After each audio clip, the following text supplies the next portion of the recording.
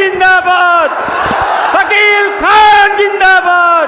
श्री कृष्णा लवेरू जी, श्री इरफान अंसारी जी, श्री सुनील यादव जी, श्री अंसार काजमी जी, श्री सूरज विश्वास जी, श्री मुश्ताक आलम जी, श्री बंधु तिर्के जी और यहाँ से हमारे मंच पर आसीन सभी नेतागण, सभी महागठबंधन और कांग्रेस के पदाधिकारीगण, आपका भी बहुत बहुत स्वागत।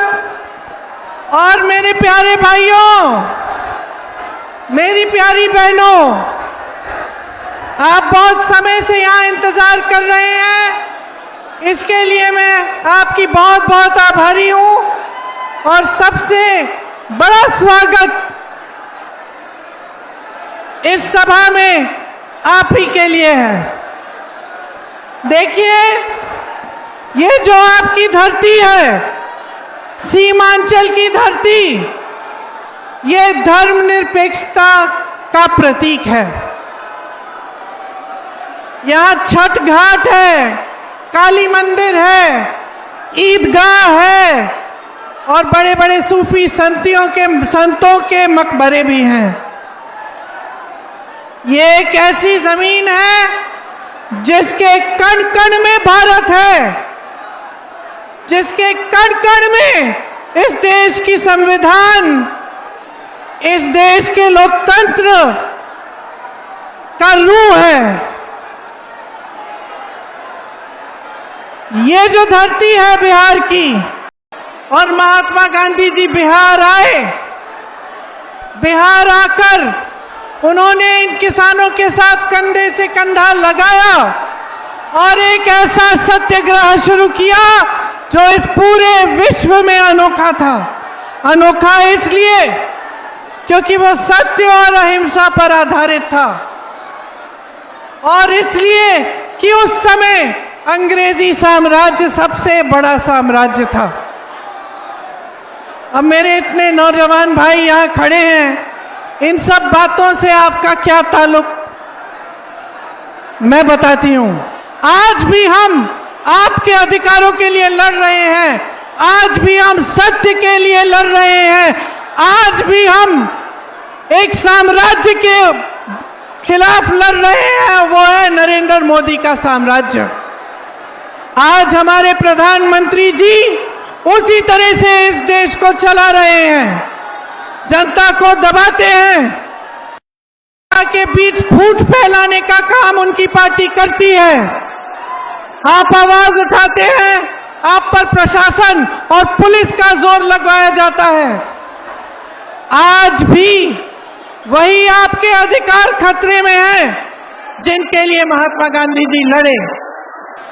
क्या है वो अधिकार? उनमें से सबसे महत्वपूर्ण वोट का अधिकार है। ये जो वोट है आपका, जो आप कुछ ही दिनों में डालने जा रहे हैं, इस वोट से आपका भविष्य, आपका जीवन बनता है या बिगड़ता है। ये हमारे संविधान ने आपको एक सबसे बड़ी शक्ति दी है, जिससे आप इस देश की सरकार, इस प्रदेश की सरकार के लिए आप खुद निर्णय ले सकते हैं। और आज आपने देखा है कि संविधान को कमजोर करने की पूरी कोशिश भाजपा वालों ने की, और जब उनको पता लगा कि 2024 के जो आम चुनाव थे कि उसमें कि जनता खिलाफ है संविधान को कमजोर करने की, जनता लड़ेगी, जनता आवाज उठाएगी, तब वो पीछे हटे और उन्होंने जो इनका वोट चोरी का काम है उसको मजबूत करना शुरू किया। वोट चोरी का मतलब ये है कि आपके वोट का अधिकार खत्म करने की साजिश। कौन है वोट चोर? जोर से बोलो, कौन है वोट चोर? नाम लो उनका, नाम लो उनका। उनके साथ 3 और लोग हैं। सबसे पहला ज्ञानेश कुमार, बोलो मेरे साथ, ज्ञानेश कुमार।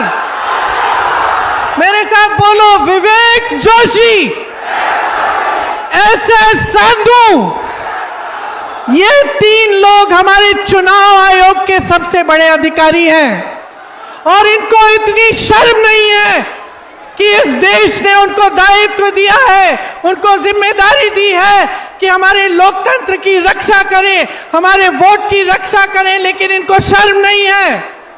ये आपके यहां से बिहार से 65 लाख वोट काट रहे हैं, काटे हैं इन्होंने।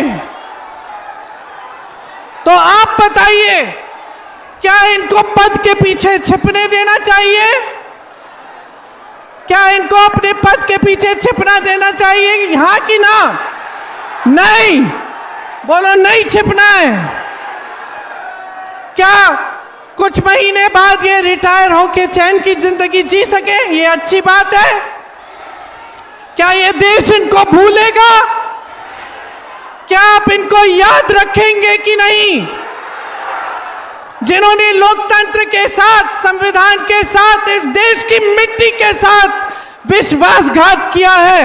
आज मेरे तमाम नौजवान भाई यहां खड़े हैं, बताओ शिक्षित हो कि नहीं? किसने पढ़ाई की है? हाथ उठाओ। की है पढ़ाई? क्या किसी नौकरी के लिए परीक्षा दी?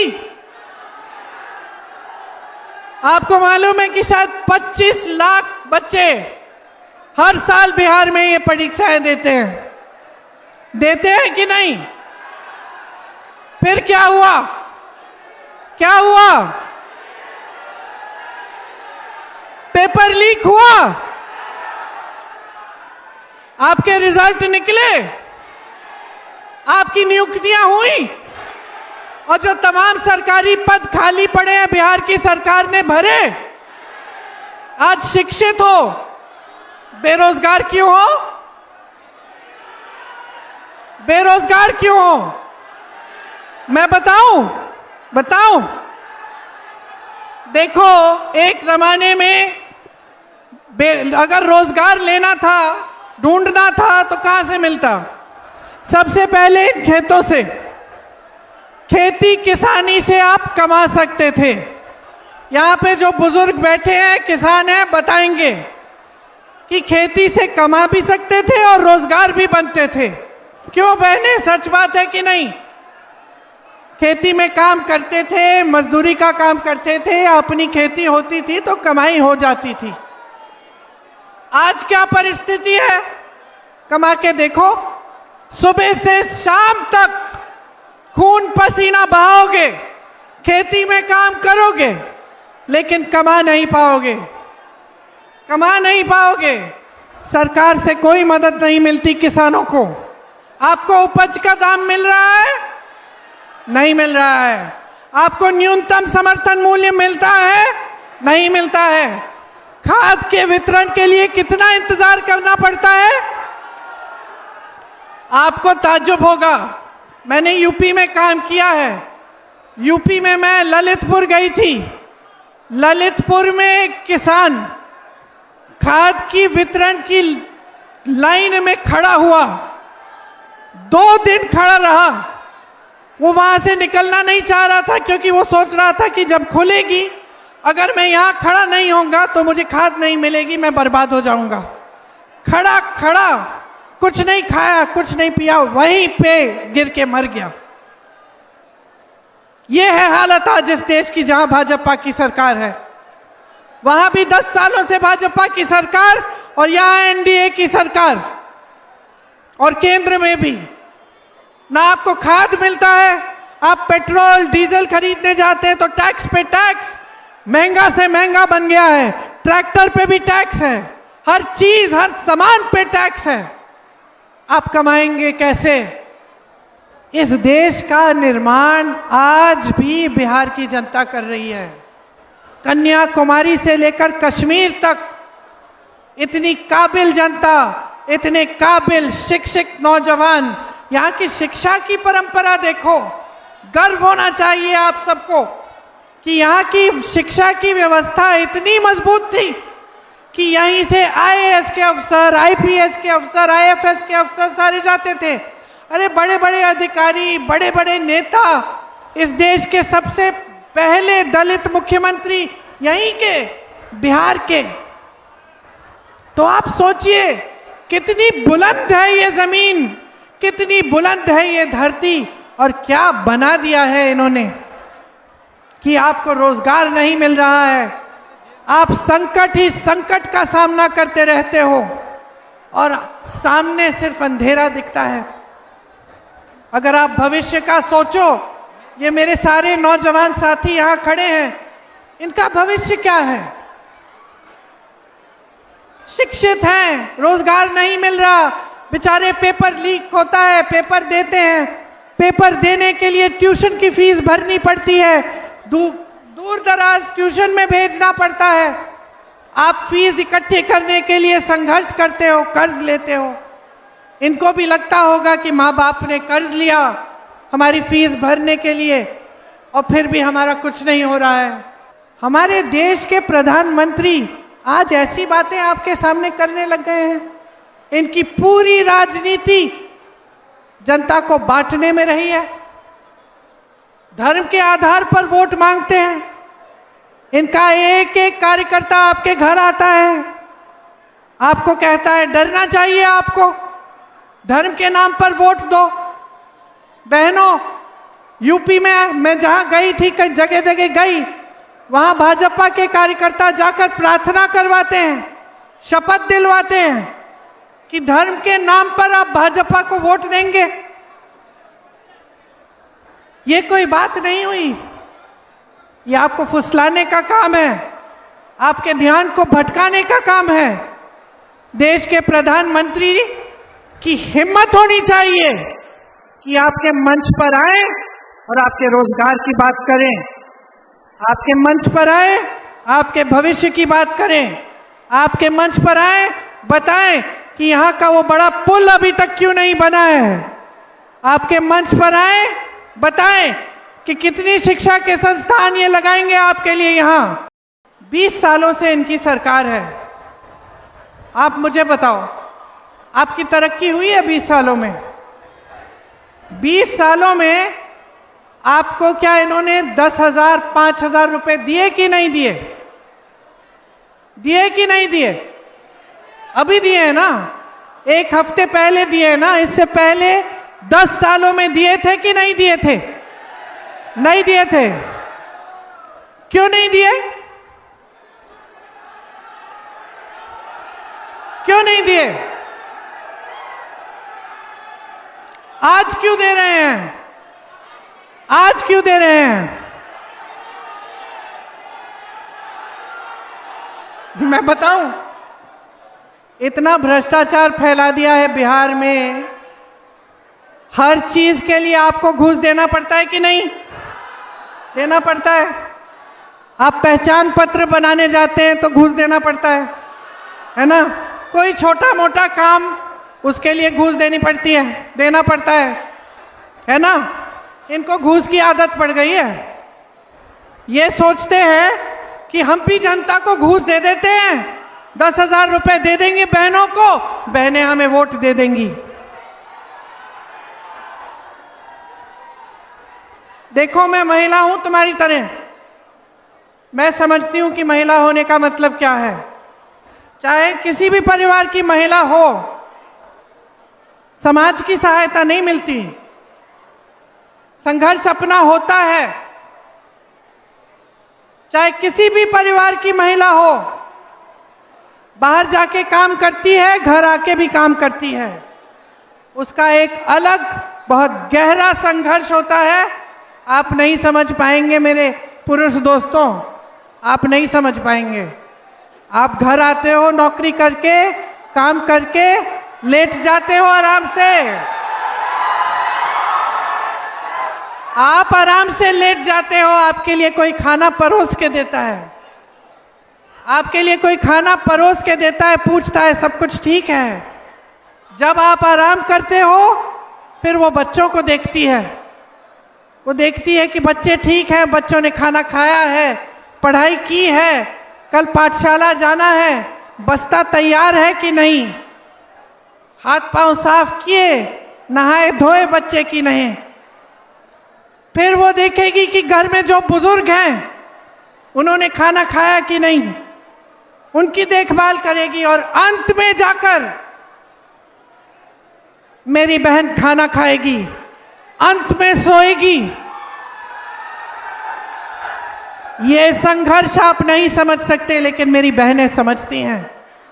और मैं समझती हूं, मैं देखती हूं हर जगह जाकर। आप खेती में भी काम करती हो तो घर आकर और काम होता है। कोई आपके संघर्ष को पहचानता है? 10 सालों में किसी ने आपके संघर्ष को पहचाना कि आपकी बेटियां जब घर से निकलती हैं तो आप घबराती हो कि वापस आएगी सही सलामत कि नहीं? घबराती हो ना? किसी ने आपको पूछा? नहीं पूछा। और आज चुनाव आ गया तो आप याद आ गई। अगर आपकी कोई सहेली होती जिसका पति साल भर उसे नहीं पूछता, जब देखो तो डांटता पीटता, पी के आता, तो क्या कहती तुम? अगर वो सहेली तुम्हें बताती कि आज तो अरे इनका मूड तो बहुत अच्छा था, ये घर आए, मेरे लिए नई साड़ी खरीद के ले आए और उन्होंने आज मुझे कहा कि मैं तो तुम्हारी आज से बहुत अच्छी देखभाल करूंगा, तुम फिक्र मत करना, आज से तुम इस घर की महारानी बन के रहो, तो तुम अपनी दोस्त को, अपनी सहेली को क्या कहती? यही कहती ना, इनकी बातों में मत पड़ो, ये 10 सालों से तुम्हें पीट रहा है, 10 सालों से तुम्हें प्रताड़ित कर रहा है, तुम इसकी बातों में मत पड़ो, ये वैसा का वैसा रहेगा जैसा था। यही कहोगी ना? आपने ये भी देख लिया कि भाजपा के जो बड़े बड़े नेता हैं, जो कट्टों की बात करते हैं, दुनाली बात करते हैं, गोली फिरौती, रंगदारी, हत्या, अपहरण, ये बातें करते हैं इनके नेता, इनके सबसे बड़े नेता, देश के प्रधानमंत्री अपने स्तर को इतना गिरा चुके हैं। आप सब देख रहे हैं, आपकी आंखों के सामने है। एक तरफ वंदे मातरम जो हमारे देश का गीत है, जो अहिंसा और सत्य का गान है, जो उस आंदोलन, उस सत्याग्रह का गान है जिसने अहिंसा द्वारा इस देश को स्वतंत्र किया, और आप ऐसी हिंसक बातें कर रहे हैं। आप किसका मजाक उड़ा रहे हैं? इस देश की जनता का मजाक उड़ा रहे हैं। ये देश जो है बहुत विवेक है इसमें। मैं बताती हूं आपको, सुन लीजिएगा प्रधानमंत्री जी जहां भी है, मैं बताती हूं, इस देश में इतना विवेक है कि आपको पहचान रही है। आज आप वोट चोरी पर उतर गए हैं, क्योंकि आप जानते हैं कि ध्यान भटकाने से काम चल नहीं रहा है, धर्म का नाम लेने से काम चल नहीं रहा है, लोगों का बेवकूफ बनाने से काम चल नहीं रहा है।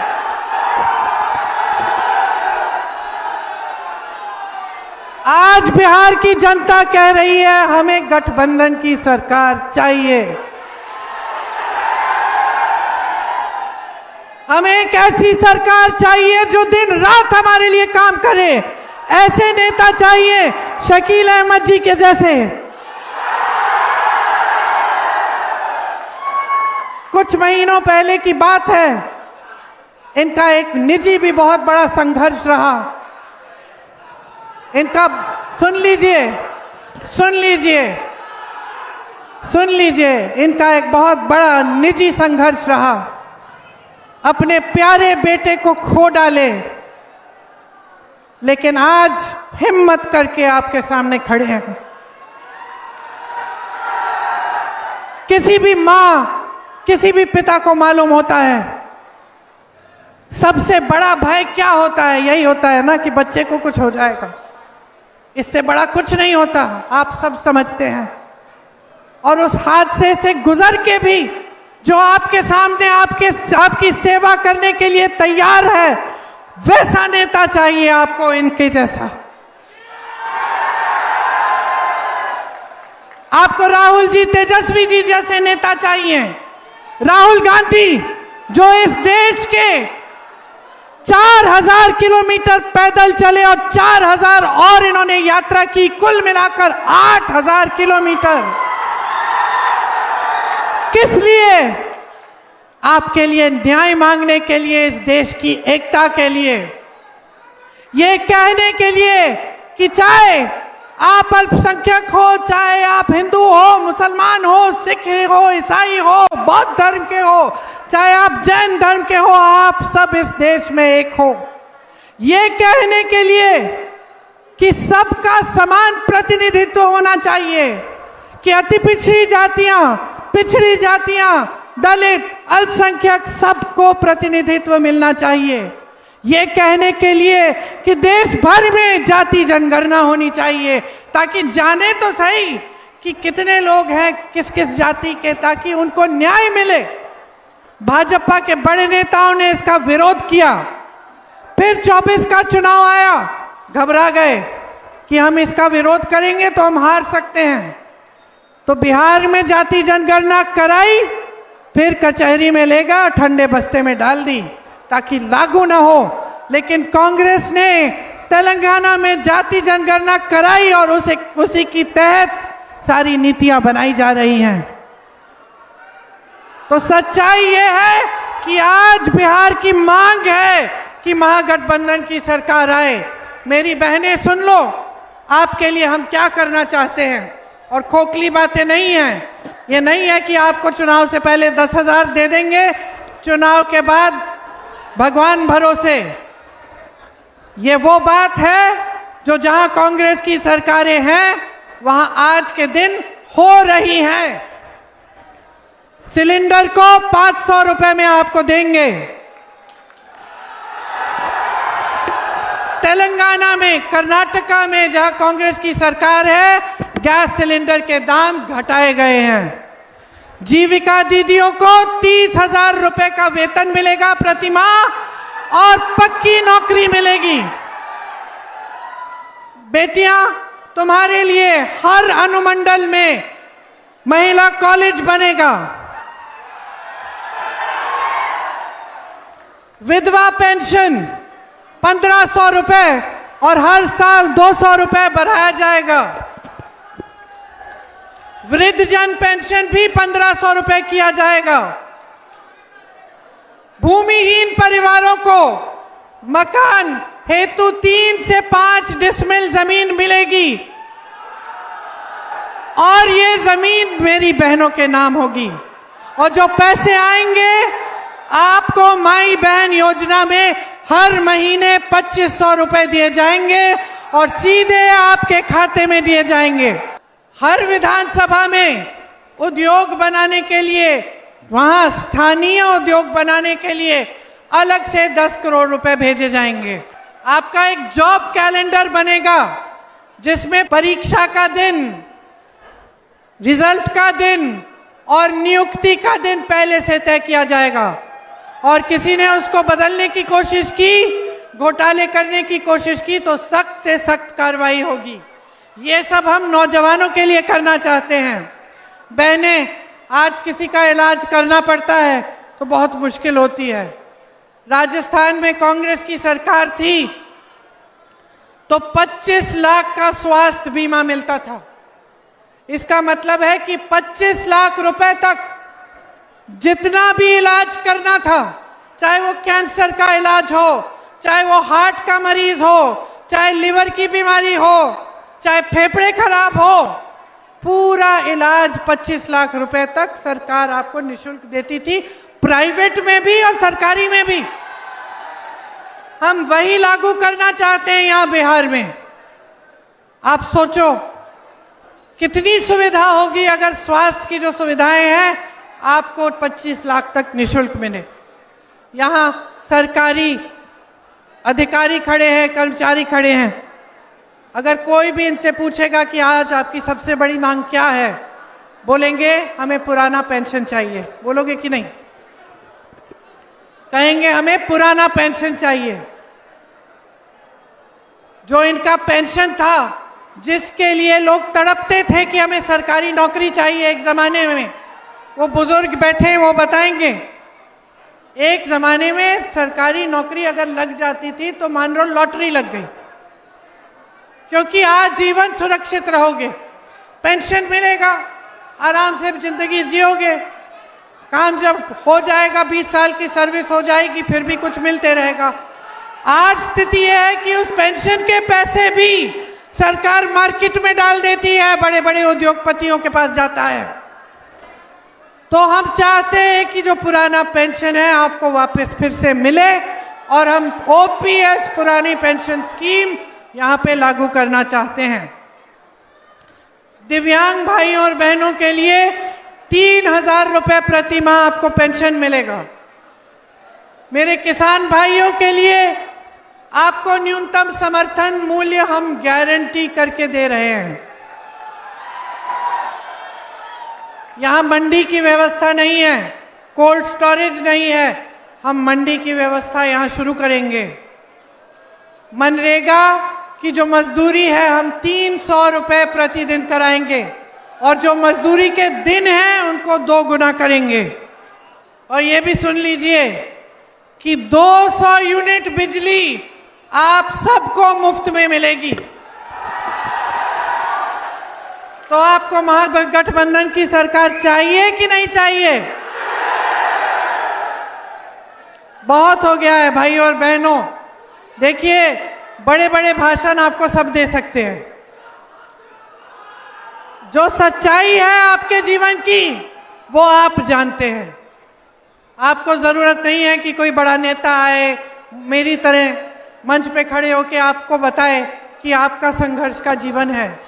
आप अपने संघर्ष को जी रहे हो, रोज सुबह उठते हो, घबराते हो, आज मजदूरी मिलेगी कि नहीं, बच्चों की फीस भर पाएंगे कि नहीं, इलाज हो पाएगा कि नहीं।